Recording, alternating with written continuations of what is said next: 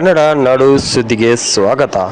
2 ದಿನಗಳ ಕಾಲ ಅದ್ದೂರಿಯಾಗಿ ನಡೆದ ಭಗವಾನ್ ಶ್ರೀ 1008 ಪಾರ್ಶ್ವನಾಥ ತೀರ್ಥಂಕರ ಜನಬಿಂಬ ಪಂಚಕಲಾನ ಪ್ರತಿಷ್ಠಾ ಮಹೋತ್ಸವ ಧಾರವಾಡ ಜಿಲ್ಲೆ ನವಲಗುಂದ ತಾಲೂಕಿನ ಗುಡಿಸಾಗರ ಗ್ರಾಮದಲ್ಲಿ ಪ್ರಾಚೀನ ದೇವಸ್ಥಾನ ಅಲ್ಪಸಂಖ್ಯಾತರ ಕಲ್ಯಾಣ ಇಲಾಖೆ ಧಾರವಾಡ ಹಾಗೂ ದಾನಿಗಳ ಸಹಾಯದಿಂದ ಜೀರ್ಣೋದ್ಧಾರಗೊಂಡು ಹಾಗೂ ಮಾನಸ್ತಬ್ಧ ಶಿಖರ ಪೂರ್ಣಗೊಂಡು ಅಮಿತ್ಯ ಶ್ರೀ 1008 ಪಾರ್ಶ್ವನಾಥ ತೀರ್ಥಂಕರ ಜನಬಿಂಬ ಹಾಗೂ ಮಾನಸ್ತಬ್ಧ ಚತುರ್ಮುಖ ಜನಬಿಂಬ ಮತ್ತು ಶಿಖರ ಪಂಚಕಲ್ಯಾಣ ಪ್ರತಿಷ್ಠಾ ಮಹೋತ್ಸವ ಮತ್ತು ವಿವಿಧ ಕಾರ್ಯಕ್ರಮಗಳು ಅದ್ದೂರಿಯಾಗಿ ನೆರವೇರಿದವು.